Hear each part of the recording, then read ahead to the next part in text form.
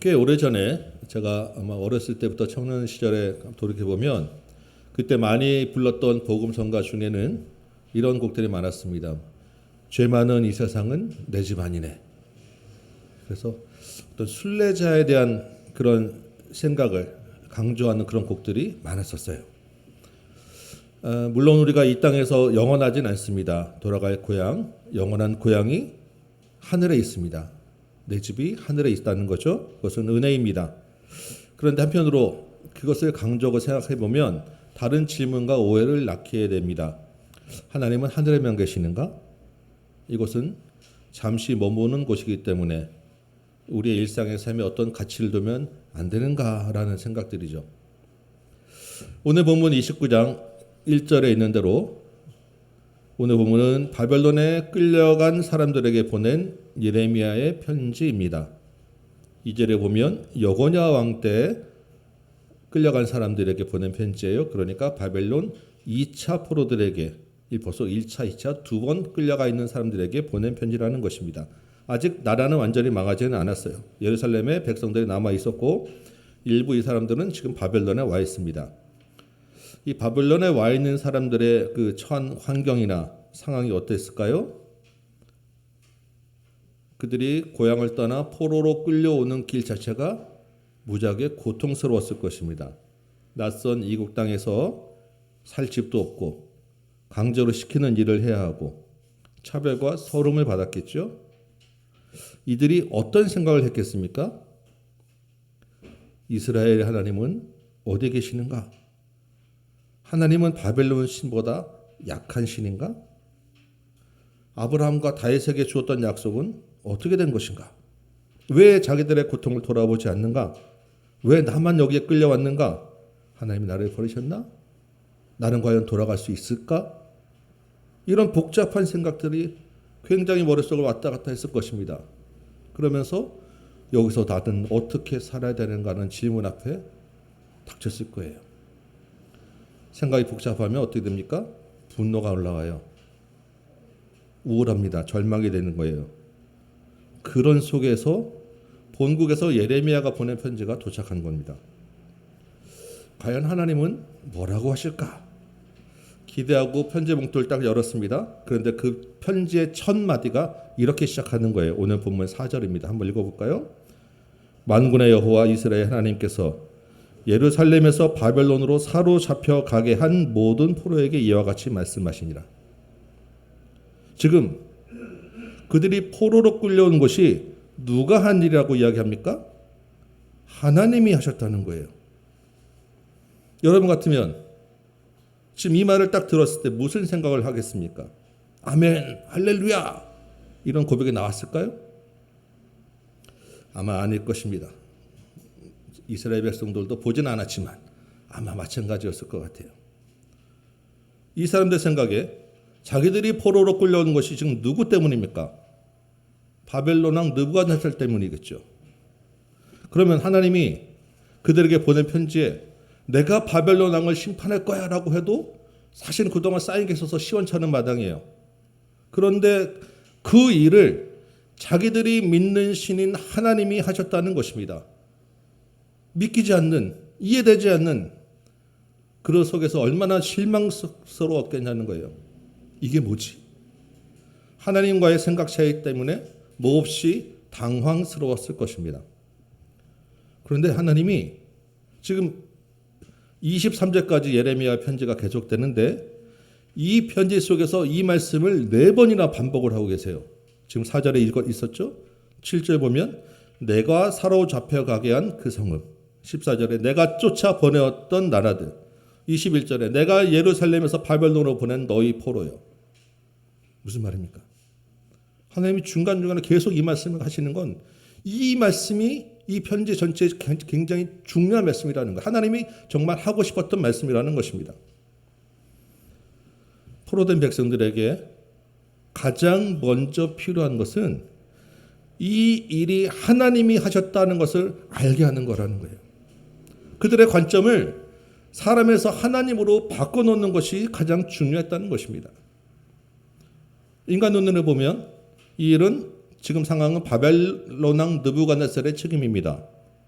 그런데 세상의 모든 일은 다 하나님의 통치 아래에 있다는 거예요. 하나님이 다스리십니다. 그러면 이 일도 사람의 눈은 느부갓네살이 했지만 느부갓네살 뒤에 역사하시는 하나님이 계셨다는 것입니다. 하나님의 손 안에 이 일이 있었다는 거예요. 이것을 알면 모든 것이 달라지게 되는 겁니다.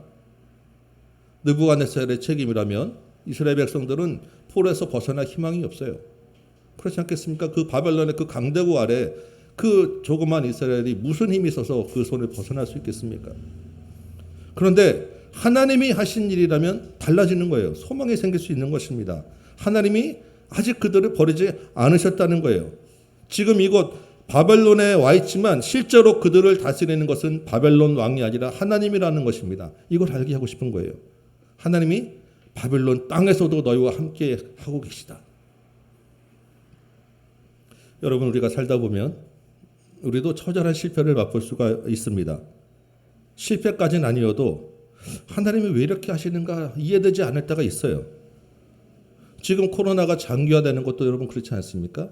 일반적인 전염병은 잠깐 왔다 가지만 이렇게까지 길게 이렇게 고통스럽게 해야 되는 상황이 우리가 사실 선뜻 이해되지 않는 상황입니다. 그런데 이럴 때 우리에게 가장 먼저 필요한 것은 이 일도 하나님 손 안에 있다는 것이에요. 하나님이 허락하시고 하나님이 하신 일이라는 것입니다. 물론 인간의 죄악과 인간의 실패 때문에 일어난 원인이 있습니다. 책임이 있어요. 그러나 그 인간의 실패에 대한 코로나도 마찬가지죠. 인간의 사실 욕심 때문에 먼저 발병을 했습니다. 그러나 그 일이 하나님의 선하신 뜻 가운데 있다는 것을 우리가 인식할 필요가 있다는 거예요. 그러면 어떤 게 되느냐? 먼저 자신을 돌아보게 되는 것입니다. 그리고 우리의 잘못을 알고 회개할 수 있는 거예요. 하나님을 보지 못하면 우리는 늘 사람 탓만 하게 됩니다. 환경 탓만 하게 돼요. 자신들이 우상 숭배한 것, 하나님의 말씀을 거부한 것은 깨닫지 못하고 바벨론 때문이라고 비난하고 분노만 하게 있게 된다는 것입니다. 하나님이 하신 일을 알아야, 하나님이 하셨다는 것을 알 때 우리는 회개하고 하나님을 의지할 수 있게 된다는 것입니다. 그러면 그 뒤에 있는 하나님의 선한 계획이 보이시는 거예요. 지금의 실패, 지금의 악한 어려운 환경이 하나님의 선한 계획으로 바꾸어 가신다는 것을 우리가 믿을 수 있다는 것입니다. 물론 막상 그런 그 환경에 처했을 때 바로 하나님을 인식한다는 것 쉽지 않을 수 있습니다. 우리가 많이 겪었죠. 그러나 하나님이 본문에서 같이 4번이나 반복해서 말씀하고 계세요. 하나님이 그것을 알기를 원하신다는 것입니다. 힘들더라도 그때 하나님의 음성을 듣는 여러분 되시기 원합니다. 하나님이 함께 하신다는 것을 기억하시기 원합니다. 하나님의 은혜를 붙잡으시는 여러분 되시길 소망합니다. 관점을 사람에서 하나님께로 돌려놓으면 크게 본문에서는 2가지가 변한다고 이야기를 하고 있어요. 모든 것이 다 바뀌는데 정말 2가지를 우리가 본문을 통해서 이렇게 살아야 되는구나 우리가 좀 잡고 가야 될 것 같습니다. 먼저 본문 5절 6절을 볼까요? 5절 6절 보면 이렇게 되어 있습니다. 너희는 집을 짓고 거기에 살고 텃밭을 만들고 그 열매를 먹으라. 아내를 맞이하여 자녀를 낳고 너희 딸이 남편을 맞아 자녀를 낳게 하고 너희가 거기에서 번성하여 줄을 늘지 아니하게 하라. 관점을 하나님께로 바꿀 때 일어나는 첫 번째 변화는 곧 떠날 나그네와 피난민으로 사는 것이 아니라 눌러 앉아 사는 거주민으로 바뀐다는 것입니다. 이 말은 일상을 충실하게 살아야 된다라는 거예요. 물론 이 사람들이 언젠가 돌아갈 것입니다. 돌아갈 고향이 있어요. 하나님이 다시 돌아가게 하신다고 하셨습니다. 그러나 그때는 아들, 손자 3대에 걸쳐 70년 뒤에 일어날 거예요. 그때까지 70년 그냥 대충 살 수 있겠습니까? 집 없이 떠들며 살 수 있겠습니까? 집도 있어야 되고 일도 해야 하고 결혼도 해야 되고 자녀도 낳아야 되는 거예요. 여러분 우리 코로나도 마찬가지죠. 이제 마스크는 기본이 되었습니다. 불편하지만 언제 끝날지 모를 일이죠. 예배도 간신히 모이고 있습니다. 그러나 하나님이 이 가운데 선하고 일하고 계신다고 믿으면 우리가 이 가운데서 우리의 예배를 소중하게 또한 드려야 되는 거예요. 그동안 교회가 얼마나 타락했는지, 얼마나 교만했는지 하나님 보게 하셨죠. 하나님이 선한 일로 바꾸셨어요. 그러면 하나님을 이제는 교회 안에 예배당에 와서만 찾던 것이 삶에서 찾아야 된다는 것을 우리가 깨달아야 된다는 것입니다. 삶에서 일상 가운데 하나님 만나는 것을 원하신다는 것, 그게 참 예배라는 것을 우리에게 말씀하고 있다는 것을 우리가 기억해야 된다는 거예요. 우리는 전도 주일에만 교회 예배당에만 데려오는 것으로 전도를 생각했는데 앞으로는 그렇지 않아요. 물론 이전에도 그렇지 않았었는데 우리가 깨닫지 못했을 뿐이죠. 비대면으로 모이는 이상에서 어떻게 우리는 복음을 전해야 되는가? 일상의 삶 가운데서 하나님을 드러내는 삶을 살아야 된다는 것입니다. 온라인 목장도 여러분 충실히 하셔야 되고요. 기도에도 모이셔야 되고 성실하게 우리에게 주어진 상황들을 하나님 앞에 나가야 된다는 것이에요. 이 상황에 대해서 불만하고 있을 것이 아니라는 거죠. 지금 여기서 어떻게 우리가 하나님과 동행하느냐, 이게 중요하다는 것입니다. 특별히 6절 후반부에 보니까 너희가 거기에서 번성하고 줄어들지 않게 하라고 합니다. 이스라엘 백성들이 이 말을 들으며 무엇을 떠올렸을까 한번 생각해 보시기 바랍니다. 번성하라. 이스라엘 백성들에게 많이 하셨던 말씀이에요. 언제 처음 말씀하셨습니까? 처음 아담을 지었을 때 생육하고 번성하라 하나님 말씀하셨어요. 홍수로 다 쓸어버리고 다시 노아에게 다시 한번 번성하라고 말씀하셨어요. 아마 아담과 노아에게 하신 말씀도 기억했을 텐데, 그런데 아마도 제가 생각하기에 실제로 이스라엘 백성들이 기억한 말씀은 아브라함에게 주신 약속일 것 같아요. 하나님이 아브라함에게 뭐라고 하셨습니까? 내 자손이 하늘의 별과 같이 되게 할 것이다. 너는 열국을 축복하는 복의 근원이 될 것이다. 이스라엘 백성들에게 자기의 직접 조상은 아브라함이거든요. 하나님이 아브라함에 주던 약속, 자기들이 끌려와 보니까 그 약속은 어디 있는가 생각했는데 하나님이 다시 그 약속을 주시는 거예요. 너희는 번성해야 돼. 내 약속 아직 살아있어. 너희는 줄어들지 않게. 왜? 돌아가서 다시 열국의 복의 근원이 돼야 하니까. 하나님의 약속이 이루어지는 것은 어떤 거창한 특별한 이벤트가 있을 때 이루어지는 것이 아니라는 거예요.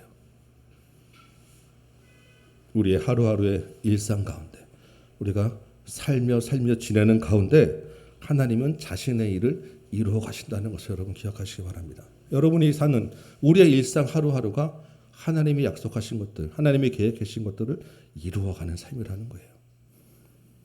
우리의 일상에서 특별히 우리가 기억해야 될 약속이 하나 있습니다. 뭐가 있겠죠? 주님이 다시 오신다는 약속. 그날을 기다리며 손을 놓고 있는 것이 아니라 그날에 기다리며 그날의 주님을 우리 삶에서 맛보며 살아가는 거예요. 여러분의 일상이 어떤 상황이든지 그 처한 곳에서 하나님을 주인으로 삼는 여러분 되시길 소망합니다. 관점을 하나님께로 바뀌는 두 번째가 있습니다. 7절이에요. 7절 말씀 한번 같이 읽어볼까요? 시작. 너희는 내가 사로잡혀 가게 한 그 성읍의 평안을 구하고 그를 위하여 여호와께 기도하라. 이는 그 성읍이 평안함으로 너희도 평안할 것이라. 지금 하나님이 누구를 위하여, 어디를 위하여 기도하라고 합니까? 내가 사로잡혀 가게 한 그 성, 바벨론 성입니다.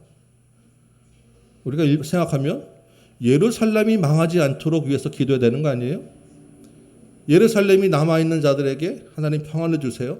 그 땅이 부흥케 해주세요. 그래서 다시 우리를 해방시키게 해주세요. 이게 우리의 기도 아닙니까? 그런데 그들의 원수인 바벨론을 위하여 기도하라는 것입니다. 이 말이 무슨 말이겠어요? 이 땅에서 일상에 충실한 것에서 더 나아가서 그 땅에서 사명자로 선교사로 살라는 거예요. 이게 두 번째 바뀌는 것입니다.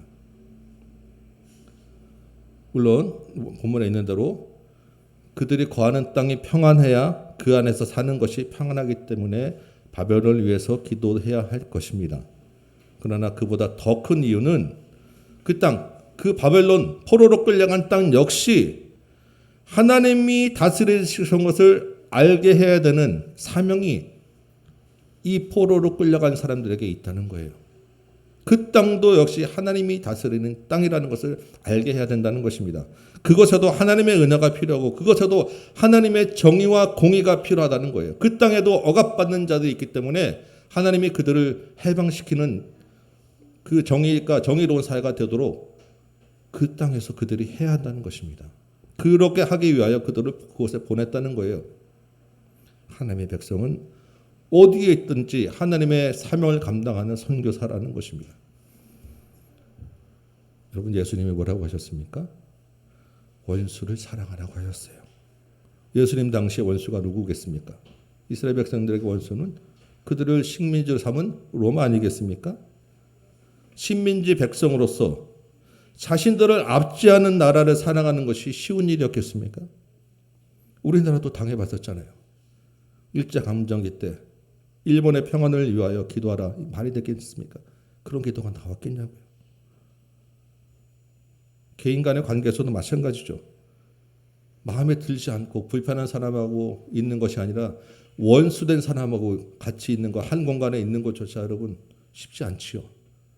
그런데 그 원수를 위하여 기도하라는 것, 그 원수를 위해 기도하는 게 평안을 위해서 기도하라고 하잖아요. 번영이랑 평안, 이게 번영이 잘 살게 돼. 그 원수가 번창하게 되기 위하여 기도하라는 것 쉽지 않은 일이죠. 그런데 하나님이 그 일을 위하여 나를 여기에 보내셨다. 이 땅에 보내셨다. 이 처한 상황에 놓으셨다라는 것입니다. 여러분, 우리가 기도하실 때 반드시 나라와 민족을 위해서, 위정자를 위해서 기도하시기 바랍니다. 이 나라의 정의와 공의가 세워지기 위해서, 그리고 이 나라가 평안하기 위해서 기도하시기 바랍니다. 우리의 평안을 위해서입니다. 그러나 또한 하나님이 이 땅을 다스리는 것을 알게 하기 위해서라는 것입니다. 우리가 또 누굴 위하여 기도해야 될까요? 북한을 위해서 기도해야 합니다. 북한에 악한 정권이 있지만 그곳에서도 하나님이 다스리고 계시기 때문에 그 땅에도 하나님의 정의와 공의가 세워져야 되기 때문에 북한을 위해서, 북한에 하나님의 정의가 세워지도록, 북한의 위정자들이 바른 판단할 수 있도록 지혜를 위하여 기도해야 되는 것입니다. 기도하는 것이 잠깐 앉아서 몇 마디 하고 끝나라는 것이 아닐 것입니다. 교회가 기도하라는 것은 교회가 감당해야 될 몫을 하라는 말씀이에요. 교회가 이 지역사회에, 이 나라의 이 공동체의 이 지역에 있는 것은 우리가 이 지역사회를 위해서 섬기고 이 지역사회를 위하여 감당해야 될 우리의 몫이 있다는 것을 우리가 또한 기억해야 될 것입니다. 우리가 이사 건금을 통해서 지금 지역사회 어려운 분들을 섬기고 있죠. 하나님께서 하라고 하신 선교의 사명입니다. 그러나 그것만 가지고 우리가 할 일 다 했다? 아니에요.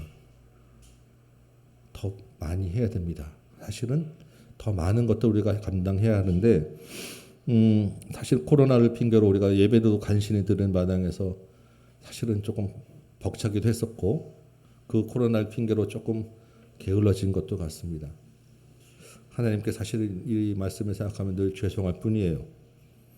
우리 같이 좀 기도하면서 이제 새롭게 우리가 다시 감당해야 될 일이 무엇인가 우리 같이 한번 좀 고민하며 적용해 나가도록 그렇게 하겠습니다.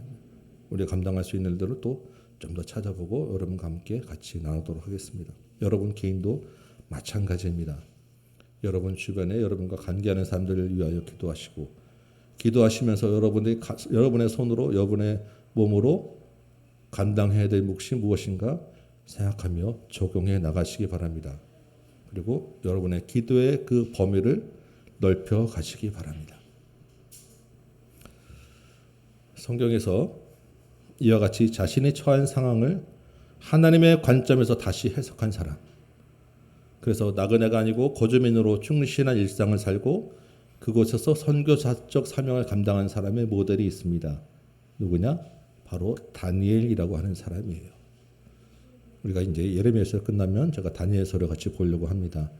이 다니엘이라고 하는 사람은 1차 포로로 끌려간 사람이에요. 그러니까 지금 이 포로지에서 이 예레미야가 보낸 편지를 아마 읽었을 것입니다. 이 편지에 얼마만큼 다니엘이 영향을 받았는지에 대해서는 기록되어 있지 않아요. 그러나 그가 산 삶을 보면 이 편지를 읽지 영향을 받지 않았어도 그는 편지에 있는 그 주제대로 하나님을 그 삶을 살아냈던 사람이라는 것입니다. 다니엘 보면 다니엘은 이름을 바벨론식으로 이름을 바꾸게 됩니다. 성경에도 나와 있어요.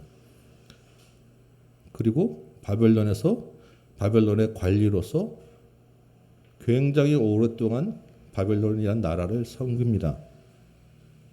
그가 무슨 일제의 압제에 붙여온 그런 삶을 살았겠습니까? 아니에요. 충실하게 바벨론 땅에 하나님의 정의가 세워지기 위하여 자신의 맡은 일을 성실하게 감당했다는 것입니다. 그러면서도 하루에 3번 기도하는 것을 빼먹지 않았어요. 다니엘이 무슨 기도를 했겠습니까? 물론 자기 고향 예루살렘을 위해서 기도했을 것이고 민족을 위해서도 기도했을 것입니다. 그러나 또한 바벨론 그 땅과 그 나라 그 왕을 위해서도 기도했을 거예요. 왜냐? 다니엘이 왕과 대화한 내용들을 보면 우리가 알 수 있어요. 바벨론 왕 느부갓네살이 교만하여서 그 정신이 미치게 되는 그런 환상을 보게 됩니다. 다니엘이 그 꿈을 해석해 주며 왕이시여 그러시면 안 됩니다라고 왕을 위하여 바른 이야기를 해주고 하나님을 알게 하는 이야기를 합니다. 평소에 나라를 위해서 왕을 위해서 기도했다는 거예요.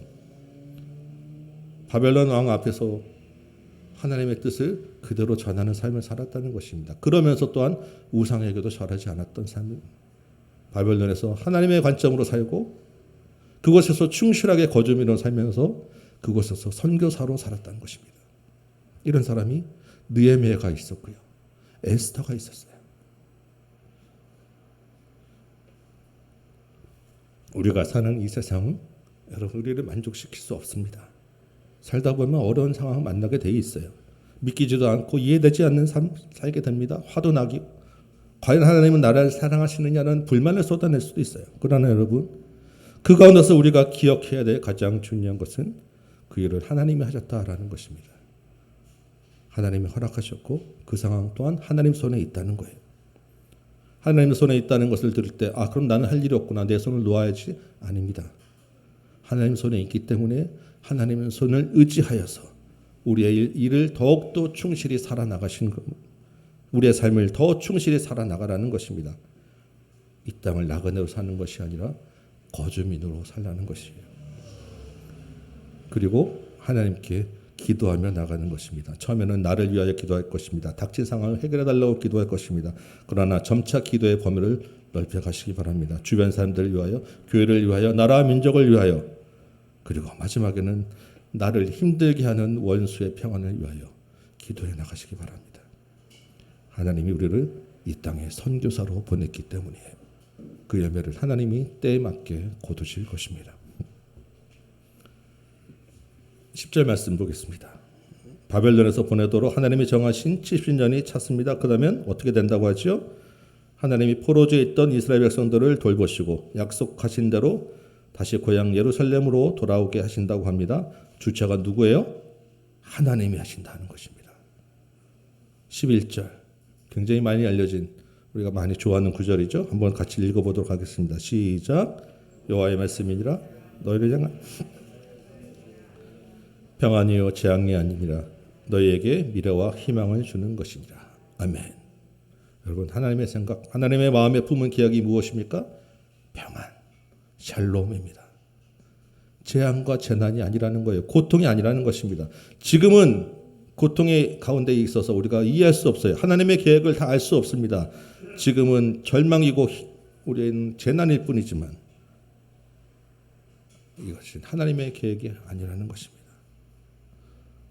하나님의 계획이 샬롬이라는 것을 우리가 다 알 수는 없겠죠.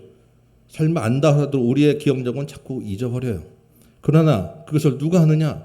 내가 안 하니, 나가 아니라 하나님이 알고 있다고 지금 이야기하십니다. 하나님이 알고 있으면 그것은 변하지 않아요. 확실하다는 것입니다. 우리가 어떤 환경에 있더라도 우리가 희망을 가질 수 있고 은혜를 입을 수 있는 것은 하나님이 알고 계시기 때문에, 이 믿음으로, 이 소망으로 관점을 하나님께 돌리며 살아나는 여러분 되시기 바랍니다. 12절 13절 우리 한 번씩 교독하겠습니다. 제가 먼저 12절 읽어볼게요. 너희가 내게 부르짖으며 내게 와서 기도하면 내가 너희들의 기도를 들을 것이요.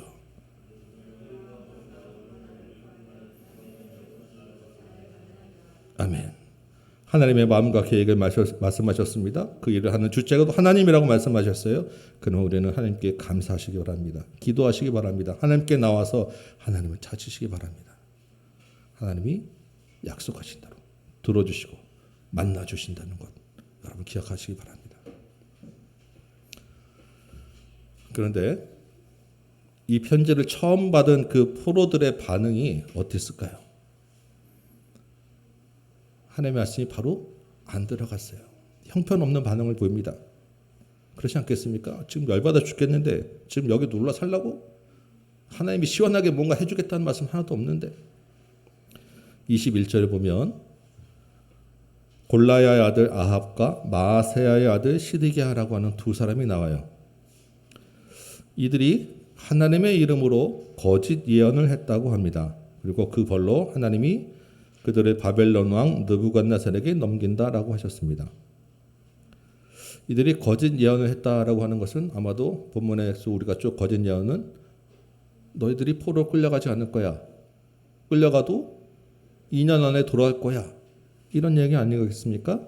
포로지에 끌려가서도 이 사람들이 그렇게 얘기했다는 거예요. 우리 곧 돌아갈 거야.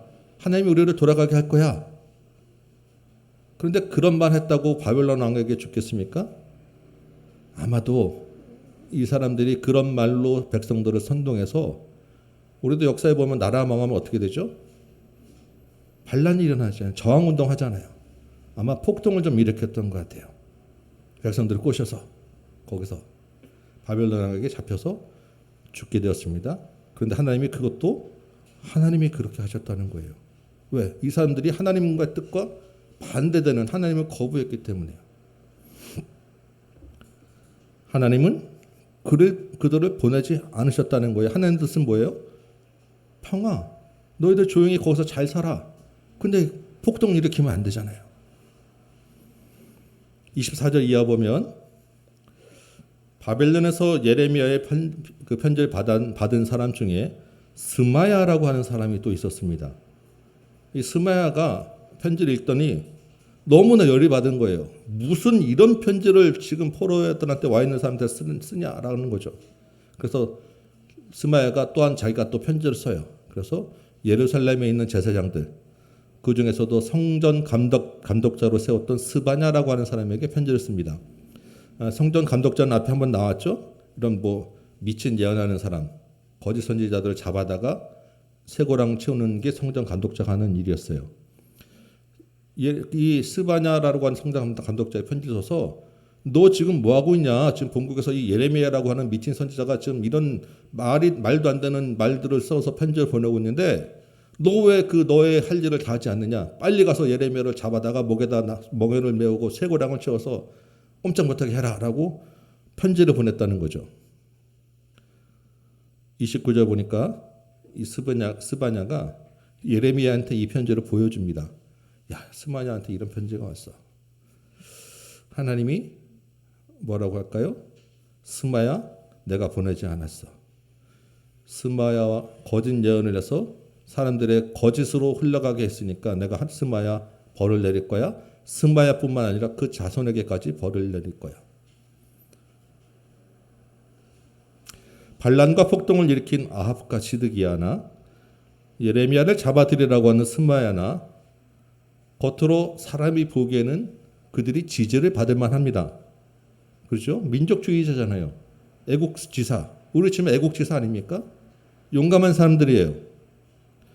그런데 문제는 결정적으로 이들은 하나님이 보내지 않으셨다라는 것입니다. 하나님의 뜻을 묻지도 않았어요. 이 사람들은. 그리고 하나님의 뜻을 알지도 못했습니다. 그리고 관점을 하나님께로 바꾸지도 않았어요. 자기들 생각, 자기들이 원하는 것, 사람의 생각에 두었다는 것입니다. 그러니까 어떻게 돼요? 하나님과 반대로 움직이는 것입니다. 하나님이 그들을 가만둘 수 없게 되었죠. 오늘 다시 말씀을 서론으로 한번 돌아가 보도록 하겠습니다. 우리는 죄 많은 이 세상에 살고 있어요. 우리도 그 속에서 살다가 죽을 죄인이었습니다. 그런데 하나님의 은혜로 우리가 돌아갈 집이 생겼어요. 죄가 없는 영원한 곳입니다. 그곳에 갈 때까지 하나님은 어디 다른 데 살라는 것이 아니라 다시 죄 많은 이 세상에 우리 보고 살라고 하는 것입니다. 나그네가 아니라 거주민으로 말입니다. 그리고 그곳에서 하나님의 사랑을 알게 하는 선교사의 사명을 감당하라고 하시는 거예요. 우리의 일상이 이러한 하나님의 계획과 뜻을 이루어가는 소중한 시간이라는 것입니다. 그런데 그 소중한 일상이 아름답고 평안하지만은 않아요. 때로는 하나님의 생각을 알 수 없을 정도로, 과연 하나님이 계신지 의심스러울 정도로 절망적인 환경에 놓일 수도 있습니다. 도저히 이해할 수 없는 그 상황 속에서 우리가 기억해야 되는 것은 하나님의 생각, 하나님의 마음이에요.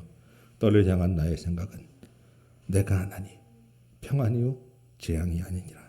미래에 희망을 주는 것이라. 여러분, 모든 상황 속에서 우리 주님을 바라보시기 바랍니다. 우리가 다 알지 못하지만 하나님은 우리를 향한 계획을 알고 계세요.